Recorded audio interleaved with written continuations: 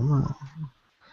Welcome to the 108th episode of the Flip Learning Network podcast. I'm your host, Troy Cochran, with my co-host, Joan Brown. Also joining us today is Danielle Kovalevich and Michelle Green from the Indiana Department of Education is also joining us today, and we are going to be discussing one-to-one and the questions you should ask yourself if your classroom or your school or your district is considering going one-to-one, has already made that decision, and is in the process of going one-to-one. We're just going to talk about the questions that should be asked and answered as that process takes place. So let's can we define one-to-one? All right. First thing is first. That's a ratio of one device to one student. But then it becomes the who owns the device and what is the device? Those are the two questions you have to define. And I think before the show we were talking a little bit, Troy, about the school really owning the device at this point. Although I must say I have a nephew and he's in his early 30s and he went through high school that was one-to-one. So we're talking 12 years ago. And it was a school purchase device that the students were given. They could take it home and bring it back. And at the end of the 4 years, they could purchase it at a very reduced price. What an amazing thing, you know, and that was 12 years ago. And these were laptops. So we're not talking about something new. Well, I guess technically I was one-to-one in 8th grade with Commodore 64s in my science class, so. There you go. They only had 3 disk drives for like 25 keyboards, but hey, we all had a little monitor to look at, so I guess technically we were one-to-one. But yeah, so but it's really trended upward over the last 5 years.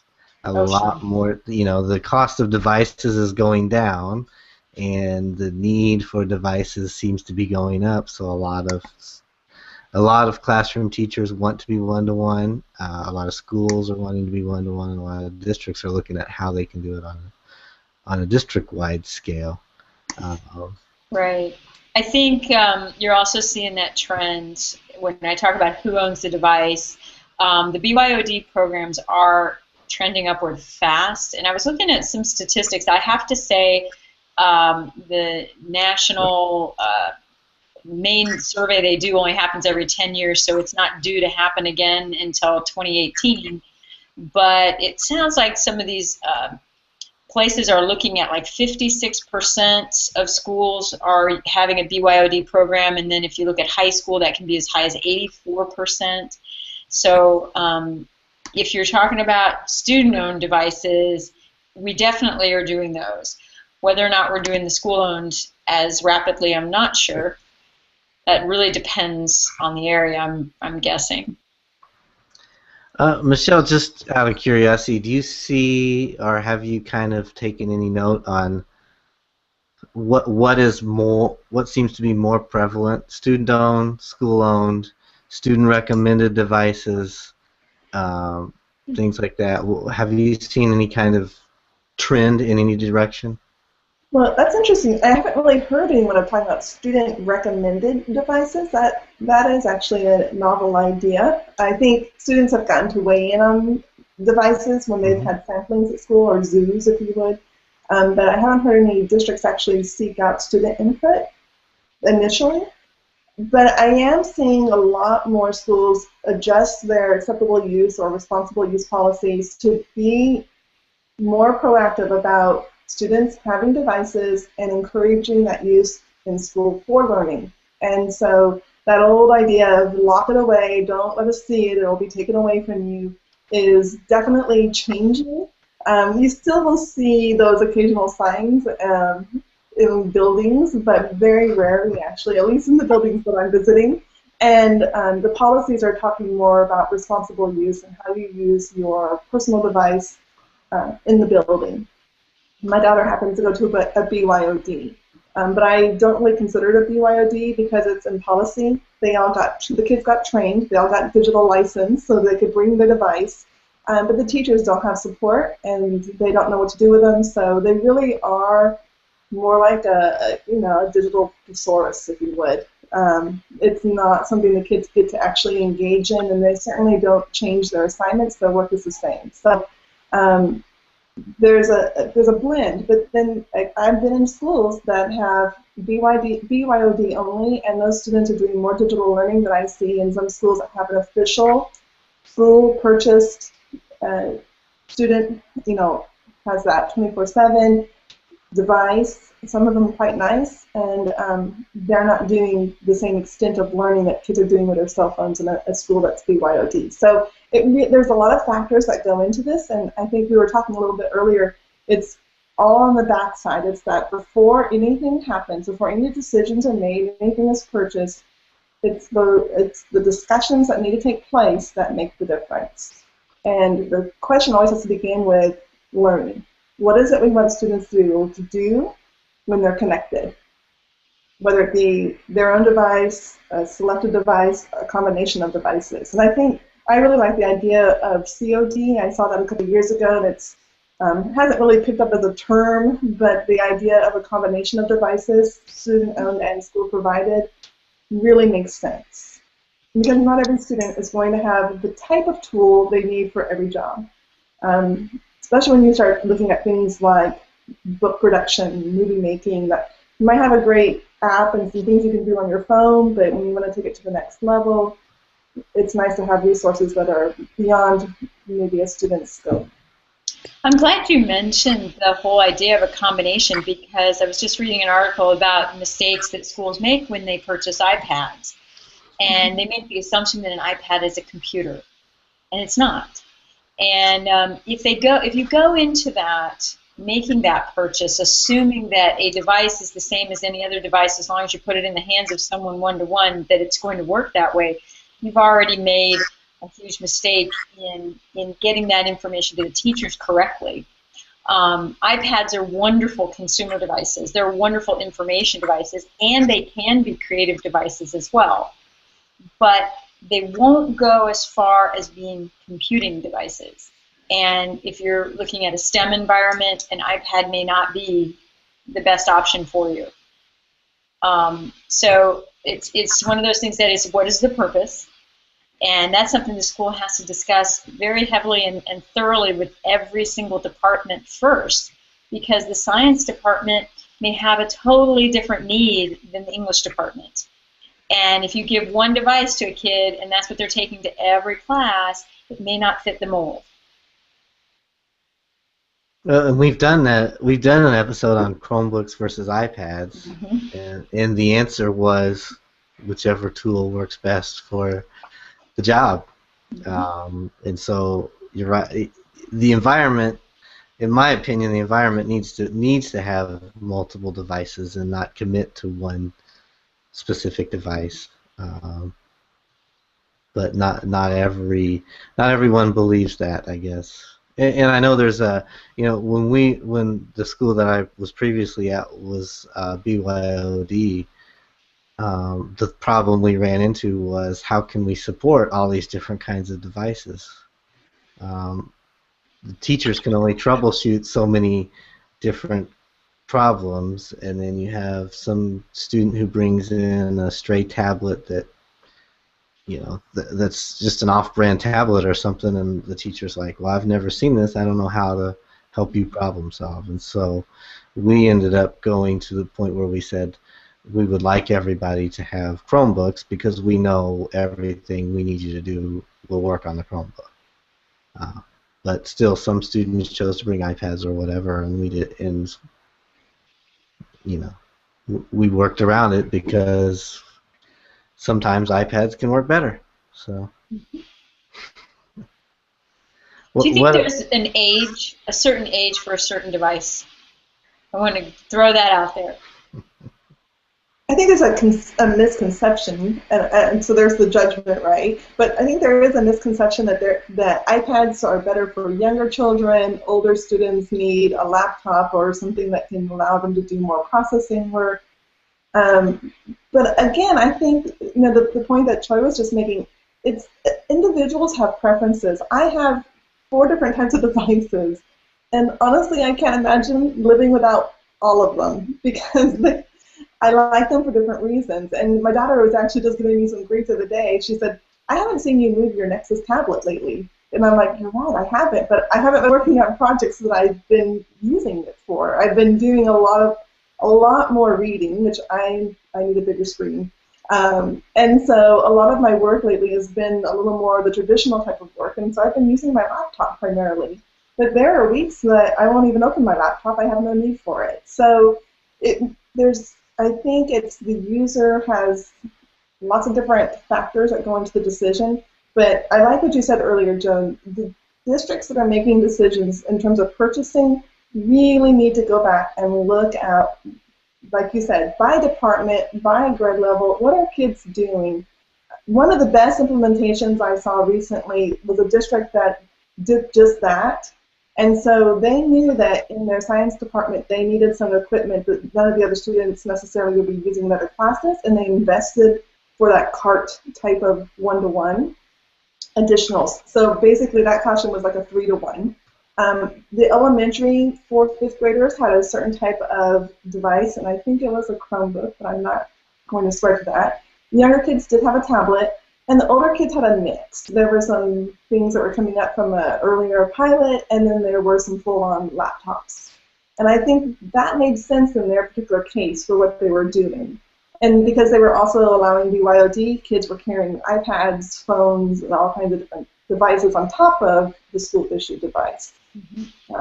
But knowing that one thing wasn't going to be the be-all and end-all for everyone was wise.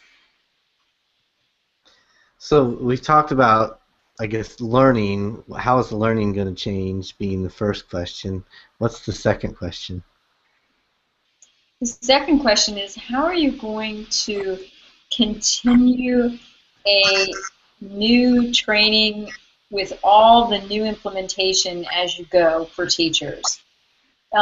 In other words, if you bring in iPads, there's going to be 1,000 new apps every year that you may want to talk about and implement and use. And how are you going to bring that out? Where is your funding set up to continue the training, as well as what are your goals going to continue to be throughout the entire program? And it's an ongoing process. It has to be. The style of teaching is going to change. Where will you model this? And those are some of the effects that we have, and if we don't attend to that training piece, well, a lot of those very expensive devices end up sitting because the teacher feels inadequate. They don't really know what they're going to use them for, and they don't understand the value. Or you have one teacher that uses them quite a bit, and everyone else just kind of forgets that they exist because they don't want to have to implement them, and since that other teacher's using them all the time, they just kind of let that other teacher use them all the time. Yeah, and I would even be so brazen to say that you have to step back even further and say, how do leadership model use? How do they understand what this use would be? And how are they using it with their faculty so that it is part of the culture? If you understand that things are constantly going to be changing, you're not going to be stressed out about learning something that's going to go away in a year. And that is a normal human reaction. Teacher or car mechanic, I don't care who you are, we all think like that about something in life. And as teachers, it's a little daunting with everything that we're balancing to know that things are going to constantly change. And I think a good example are those learning management systems. I love how Classroom came out this fall, right before school, or in our case in Indiana, right after school started, and everybody was just, oh my gosh, one of two things, right? This is a godsend, the world is saved, or I can't believe there's something new I have to learn because my kids are already here. And the funny thing to me is it wasn't something that you had to learn. It was something you probably would want to learn, right? And made your life simpler. It made, it took away all the problems with folders and files and sharing, and I just thought, gosh, what a time saver. But when you don't look at something like that, if you look at it as one more thing you have to know, then all of these negative feelings start building up. So if district leadership or school leadership has shifted the culture, the mindset to like a growth mindset, if you would, I realize things are constantly going to be changing, and I just need to adapt and go with that flow. And here are some things that I'm going to do that will be consistent. Collaboration is going to be something we will always do, and so here are the ways that we're going to do it now. You know, communication, transparency, these are things we're going to always be doing. This is how we'll be doing it now. Maybe now we're using Google Docs. 2 or 3 years, maybe we'll be using something that I couldn't even make up a name because who knows what it'll be. I mean, I used a Doodle and a Flubaroo last week. I mean, I wouldn't have said that 10 years ago. People would have thought I was talking gibberish. So, I mean, that's the beauty of it. But if our leaders have embraced it and they have shown that it's a learning process and we're going to have some fallbacks, we're going to have a little bit of a curve that we need to kind of gain up on, and all of that is made clear, then it trickles down to our students as well. Teachers feel safe being learners, and students are encouraged to be learners as well. I don't know if that makes sense or not, Danielle. But it does. I'm going to kind of go backwards a little, talking about funding and how everything's constantly changing. How do you factor in bringing in a new technology tool and later on it being upgraded to something completely different? Now your school is dated.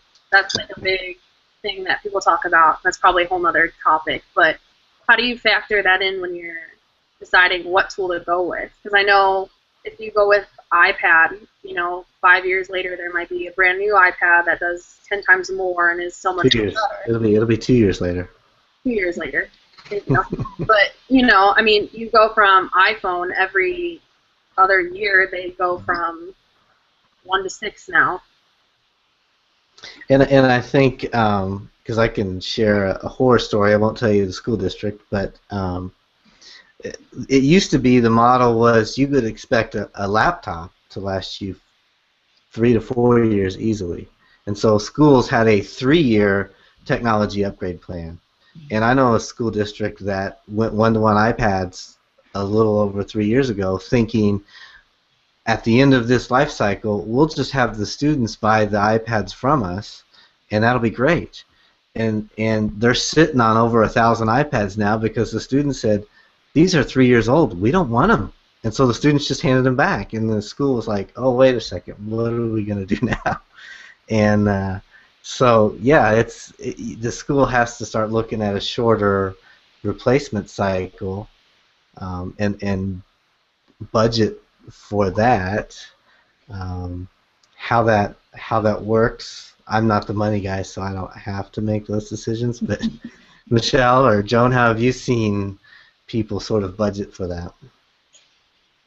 At least around the East Coast, it's been, we will never be able to keep up at a 2-3 year pace, and therefore that's the BYOD program. It's sort of the supplement. And our rotation is a lot because we at Fairfax County do everything in-house as far as maintenance and replacement goes. And as long as we have parts and the machines are still running on the operating systems that we have, they're still in the system. They still run, they work. They do a fine job of keeping a lot of older laptops and all moving along, but the BYOD gives us that cutting-edge technology all the time in the classroom because the kids are bringing it in. And they can supplement what they're doing. I see a lot of students, we give them a choice. Would you like to use a school computer or do you want to use your device? And they'll all just use mine. And that's fine. But I don't, at least right now, see it budgeted very, that fast of a turnaround just can't be. Now the other option is sort of a lease program where it's actually the parents are buying, and somehow it's subsidized in a way based on either quantity or some sort of voucher or something. We've talked a lot about that, but it's not something that is going beyond talk at this point. I do like how Chromebooks or Google will say at this specific date we're going to stop supporting this Chromebook, and you won't be able to get updates for it anymore. And it's usually, what is it, a 4-year cycle on a Chromebook, I think? But at least they've said this is the date that you're going to stop getting support for this Chromebook.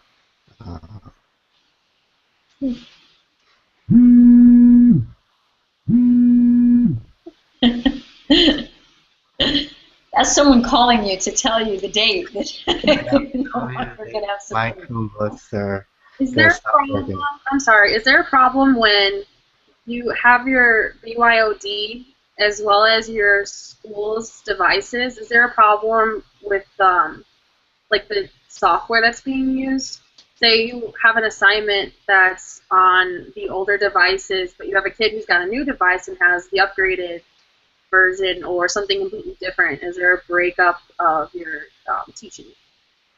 We actually tend to have the opposite. All of our machines have, for example, a smart notebook on them. And it's a wonderful program for kids to use. They can manipulate the lesson, and they can write more, and they can create there. But they don't own that on their own device. And I've seen a few kids actually purchase it just so that they can have it on their own device. And you know, that's a shame. We should be able to, if we're going to use something that across the board, we should be able to somehow get it to our students so that they could use it at home. We do that with a variety of software, but not everything. And you know, we try to do it with like an online textbook option so that any of those interactive features are going to be available on their own device as well as on a school computer. But that's about where it stops. And we need to be more creative in that regard, trying to make it more standardized for both. I think it also depends on what you're actually teaching.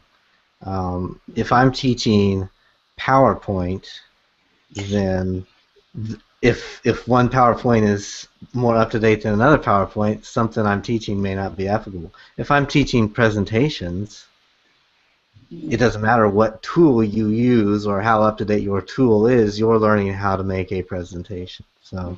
And for the record, I can tell you in Indiana, you do not have to teach PowerPoint. I'm very happy to say that. Good. We had this discussion because that was like the earlier conversation about keyboarding and some specifics around technology and our old mindsets.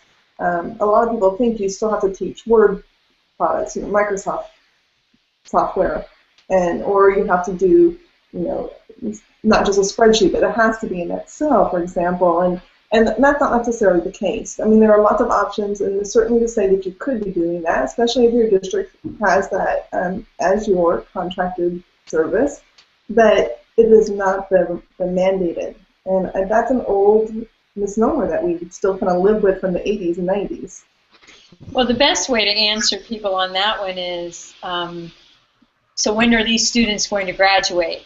It's going to be called Microsoft Office what by then, and it's not going to look anything like the one we have now. So why does it matter? And that's sort of it gets at least some of these teachers thinking, oh, that's true. It's not going to be the same. I mean, even as high schoolers in 4 years, it's not going to be the same product. So it doesn't matter that you're teaching it at all. You know, and it's interesting too. It reminded me that 5 years ago, when I was still a building coach with one-to-one, I worked at a high school. We had 1,500 kids, 100 teachers. We all got netbooks that year for the first year. There was no preparation for it. It basically happened over the summer. It was a surprise. And so what the district did is, instead of purchasing Microsoft because of the cost, they used open source word processing, and that resulted in a different file template, so file extension. And so what happened, and I had explained to parents, and it took me a while to really kind of get my brain around it to help people understand the problem. Parents were really upset because kids were putting things in their flash drive, and then teachers couldn't open them on their computers. We clearly weren't using Google for education at the time. And so what I realized is that parents needed to have an analogy. And so I explained to them how when we were kids, we had to know what every teacher wanted on the top of their paper. Name, period, date, class title, and it varied from teacher and teacher. We had to keep it all straight. 6 periods, you needed to know each format. And it was different for their children. Their children needed to know what was the file extension that was universal. What could everybody in the building, no matter what device you were on, what was a file extension that you could open? And so we talked about making sure that we learned this new skill. It no longer was filling out the top of your right-hand corner of your paper. It was looking at your file extension before you shared the file. And that helped people go, oh, okay, that makes sense. So it's just, again, it's this idea that culturally it's okay to understand that there's change. And how do we receive change? How do we cope with it? And how do we grow with it? I feel like I always go back to that whole, there are two things that make a big difference when you go one-to-one. Relationships, which I think both Joan and Troy have talked about a little bit, kind of alluded to in different ways. Relationships and culture. And if you have those two things in place and you're focused on learning, no matter what you do, because you're focused on learning, you're going to be successful. But relationships and culture are essential. And there are some really great organizations that will help you dive deeply into conversations that will make sure that you have that kind of in check. For example, Project 24 or the Friday Institute. Both have really great resources. Project Red was the group that we used when we went one-to-one 5 years ago. And they were 4 leaders at the time, and still are really good leaders.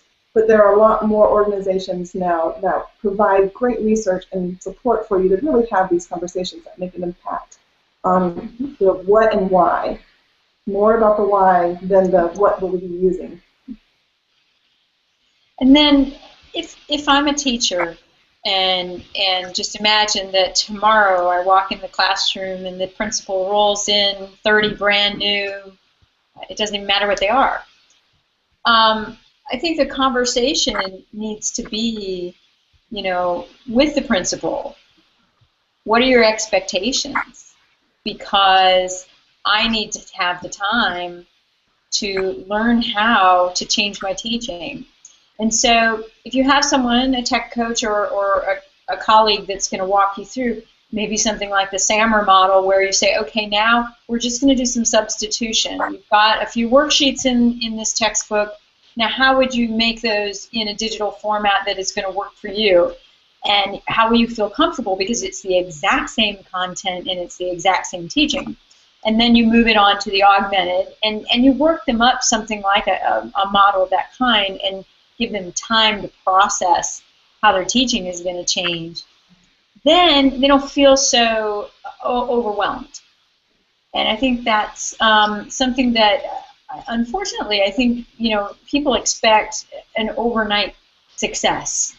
By rolling that new shiny batch of devices in the room, they think the teaching is going to suddenly just be amazing and different and modern, and it won't right away. Or that the kids are suddenly going to be engaged and want to learn. There you go, too. That's a really interesting old-fashioned notion. It That really somehow a device makes the lesson or the content engaging. And absolutely not anymore. The kids have lived through that since they were born. It's not all that interesting. And actually becoming a digital learner is a little bit of work. And none of us have done it. I mean, by and large, your nephew is probably an exception to the case because, to say 12 years ago that you were learning with a device, that's a novelty. And so maybe he's the first example of having become a digital learner. But, unless a child has been in elementary school and has learned how to really use that tool for learning purposes, not for flashcards that are glorified, not for filling out, interactive worksheets, but really done investigating, inquiry, creating. If that child hasn't had that opportunity, they're a digital native in terms of learning too. Or, no, an immigrant. That's the word I wanted, sorry. I don't really go into the whole immigrant native thing. It really bothers me because I think everybody is a brand new digital learner. My children, I love technology. I try to force it on my kids all the time. They absolutely resist because they're in a culture where it's not required or really understood. But even though they've had me making them learn with technology, not necessarily just playing with it, even Minecraft, my daughter rolls her eyes as she knows I'm going to ask her questions about, well, what did you do? And she's like, I'm just feeding sheep, like leave me alone now. But my point being is becoming a digital learner, it's a process. And so I like what Jen was saying, because kids need an opportunity to explore. Teachers need to understand that the kids don't really know what to do with these either. You know, it's not just the teachers, and it's the parents as well. And that's one group where we haven't really talked about the conversation. I kind of talked a little bit about that analogy piece, but this principal, before the principal even rolls that shiny cart into the classroom, hopefully they've had a conversation with the families in that school. I just met you know, I don't even want to really say what the role was, but I met someone recently and who was telling me that they were so excited to roll out their one-to-one, and they thought the whole community would be thrilled because they got a kind of a wind sweep of money. And lo and behold, they handed out the devices, and the parents said, why are you doing this? I don't want this coming home. Stop this. And they had to go back and do a lot of work to help their families understand what this was all about and why they were doing it. Coming back to the why. Yeah, we've pushed out Google Classroom a lot, and we had a couple parents come back and say, my kid's on the computer too much. I don't want them to have to get on the computer when they come home. And we had to kind of walk through with those parents why it's important to be able to use the computer, but also limit the time. Because if they're on the computer too much, they're probably doing things they could easily eliminate. And so, you know, so but you're right, we had to have those conversations. We didn't anticipate some of the conversations that we would have to have. We just thought everybody would love to have more computer use. You'll find a little pushback from students as well, since we're talking Google Classroom, on collaborating a bit. That is more work. It requires a higher level of thinking to have to cooperate with someone if you're just sharing a document. And occasionally you'll have the students say, oh, wow, you know, you want us to think on this together? I just wanted to be able to write my answers in there, you know. And that's another piece of the puzzle that I think we're finding, is that we have to teach how to collaborate and how to make it work better in the classroom, rather than just saying, oh, sharing a document, now do that together. And they aren't happy to do it because they don't really understand the power of it. They get frustrated with each other. So you know, that's another piece of it. They're not digital natives. It's like you were saying, they're digital immigrants when it comes to collaboration, for sure.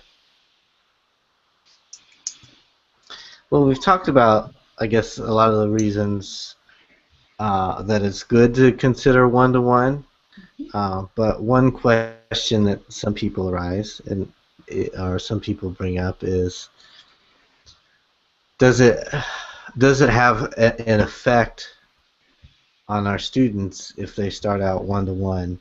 You know, in some schools they might be one-to-one as early as, you know, kindergarten maybe. And how are those kids going to be affected 5 years, 6, 10 years from now when they've had one-to-one their entire life? I know a parent who believes her son's ADHD was caused by the fact that he uses an iPad too much, and so she's limited his amount of technology use because of a lot of things that she's read and learned about that sort of condition. So what should we keep in mind, and have we seen negative effects of extended one-to-one?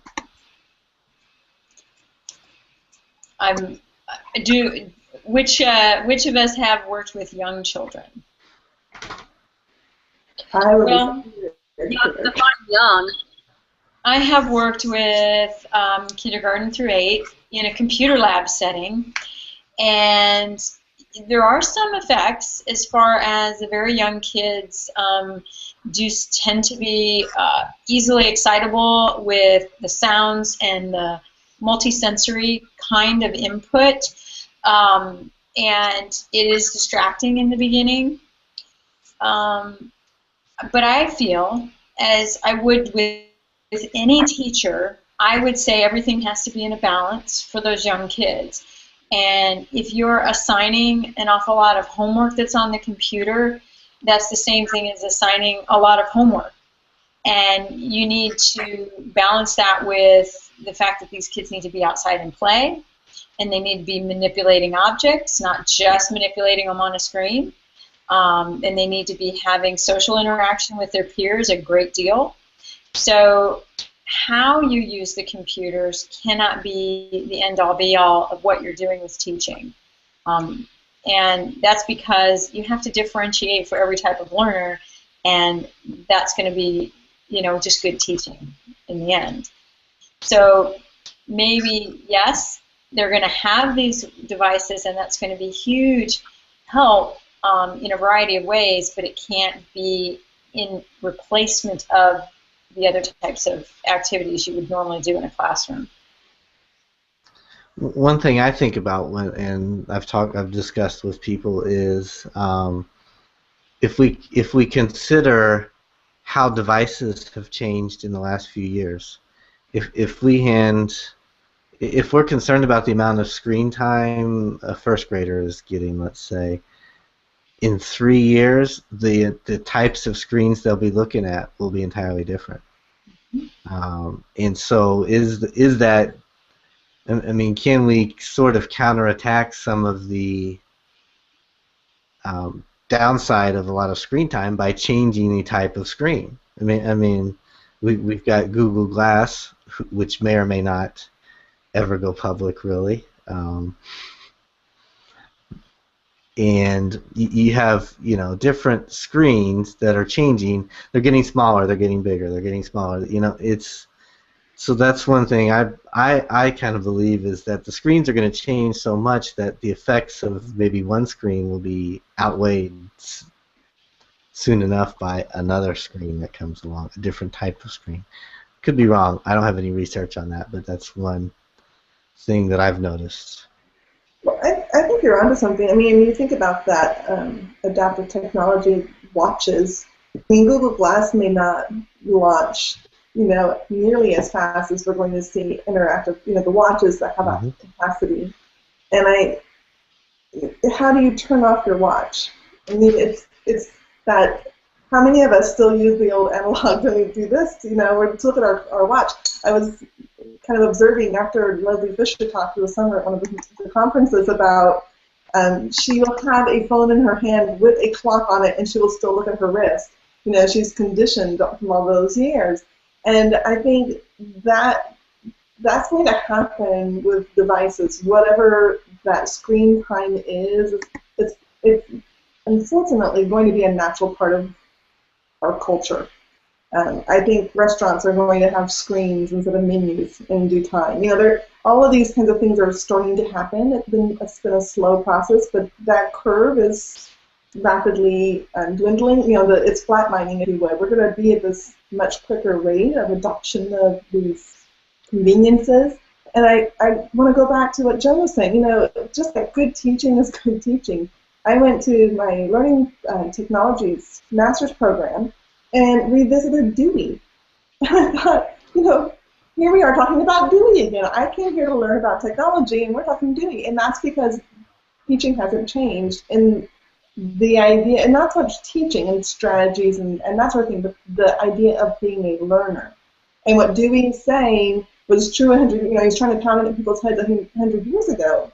It's not about rote memorization. It's not about, going in and creating clones of knowledge. It's about following your ideas, inquiring, questioning, exploring, all these types of things. And that's what we need to be outside. We need to have kids playing with things and knocking things down and finding out what happens. All of those kinds of things at all ages.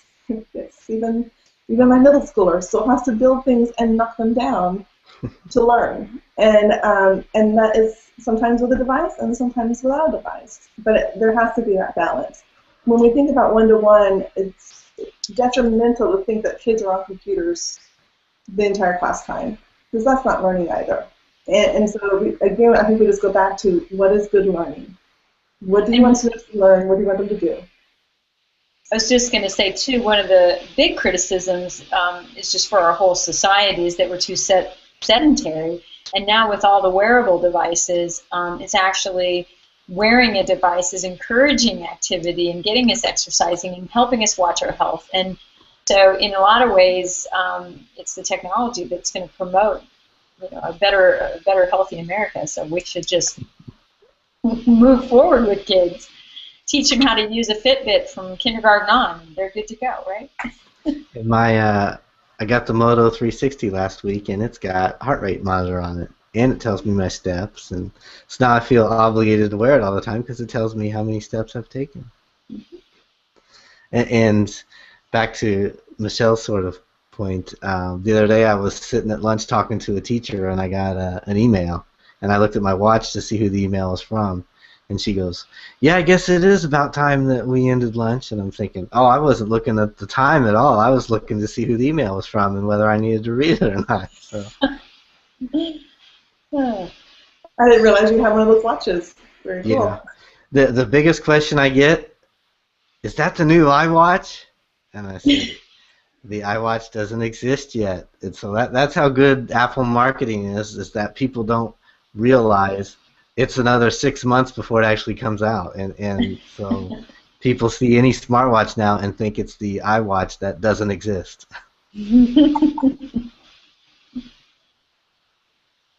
So as the schools are looking at this, and maybe they're considering trying to either put forth the funds for one-to-one, or maybe they want to do BYOD, or maybe they want to do a combination. Have we kind of given them some things to consider? Probably. Well, I think a lot of people have jumped in and are finding maybe they either overbought or they didn't ask these questions that we're asking now. But I think the other side of it is if you ask too many questions, you can be paralyzed. You know, what is it? Paralysis by analysis. And at some point, you've got to make a decision and go forward. Or if you're just always waiting for the next best thing, you're always going to be waiting because there's always the next best thing around the corner. I know that you've really got to get your IT department on board as well. You can't blindside them with any kind of major purchases of huge numbers.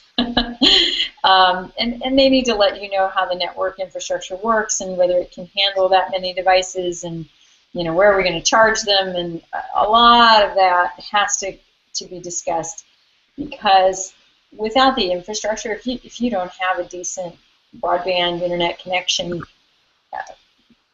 they're not going to be as usable as you want, and really everyone is talking in terms of get that first, put it in place. Actually, I'm glad you brought that up, Joan, because that's one of the two major requirements of part of our innovation planning grant, which is what I was mentioning earlier. And so, if you receive that grant, you commit to doing infrastructure audit as well as an instructional audit, and you need that information so that you can really sit down and look at what are our needs in order to design this vision that we have. So, because you don't want to have devices and then have students not be able to connect. That's not helpful for anyone, especially teachers. Well, and we're living in a world now where you can get internet, quite at least in the United States, just about anywhere. And people get angry when they can't connect now. And so some schools need to catch up and understand that, if McDonald's can have reliable Wi-Fi, why can't my classroom have reliable Wi-Fi?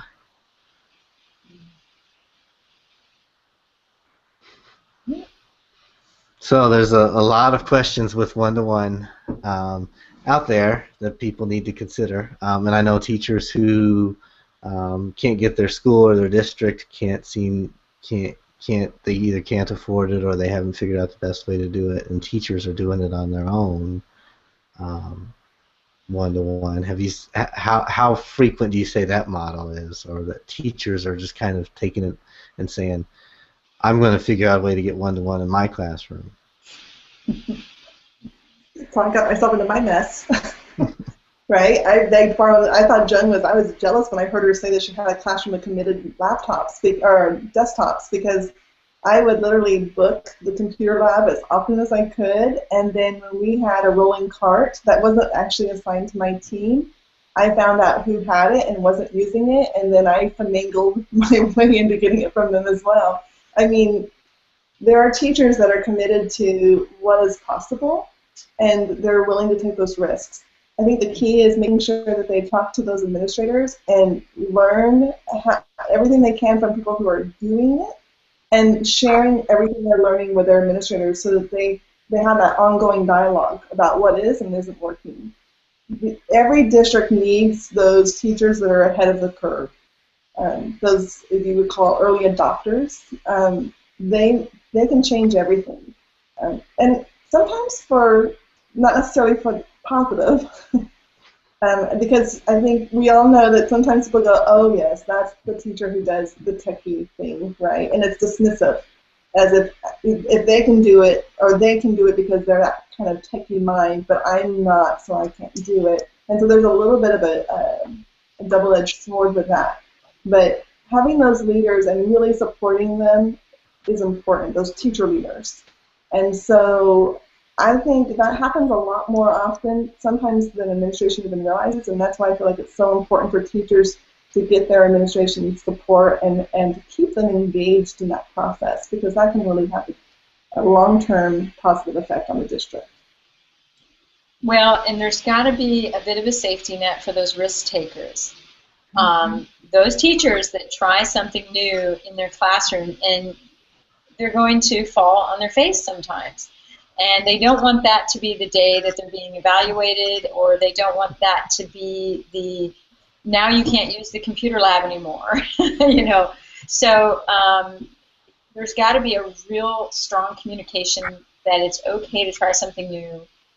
It's okay to go think out of the box and try it, and then reflect on it and show your reflection and use that to improve or change. And I know we like to ask those early adopters to model for other teachers what they're doing.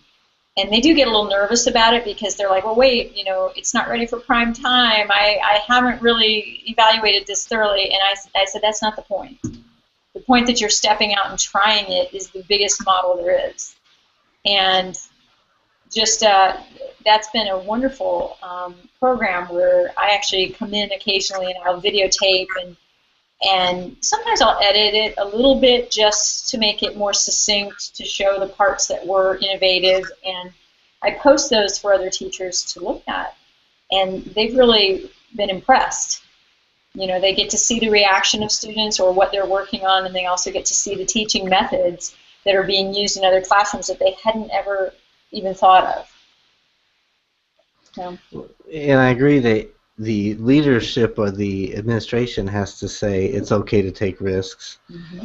One other thing that, especially in larger districts that retain legal counsel, your legal department is always going to tell you, no, don't do it, because then you can't be sued. Mm-hmm. Then you can't make a mistake that's going to get you into trouble. And instead of looking at progress, they're looking at protecting their legal interests, and sometimes you have to say we're willing to take that risk. We're willing to we understand some students are going to make a mistake, and we're willing to take that risk in order to teach the students to use it properly. Well, I think the iterative process is important to make sure we note that too, and I'm glad because Joe mentioned the reflection piece. You know, regardless whether it be policies, guidelines, or just the practice, it all has to be an iterative process. We have to realize there's going to need to be improvement as we go along. And so adopting that as part of your mindset does definitely make an impact. Mm-hmm. Well, Michelle, your insight has definitely been helpful since you've seen a lot of different one-to-one models. How, I mean, I know we've had you on the show before, but for listeners who haven't heard you before, how can they get in touch with you, find out more about you? Well, the easiest way is on Twitter, so you can see my handle there at MRG_3. But I do a lot of living in Google Plus too, so that is my username there is Michelle R. Green. Oh, no, I lied. Sorry. M Green for eLearning. It's quite late. I think I've hit my maximum hours. My battery is draining out. But so M Green for eLearning on G+. So, thank you guys for having me again. I appreciate it. You're so gracious. And Danielle, good luck to you in your work. It's a very exciting time to be focusing on this. Thank you. Yes, I guess I should have mentioned Danielle hasn't been on the show since about April, maybe. I think you came on the Molly Schrader episode back. I think that was about April of last year. But Danielle's our resident university or student perspective, and so we appreciate her input from a student perspective because she asks questions that we may not even think of. So. Well, again, thanks everybody for being here and having this discussion. And for the listeners, we will talk to you again next week. All right.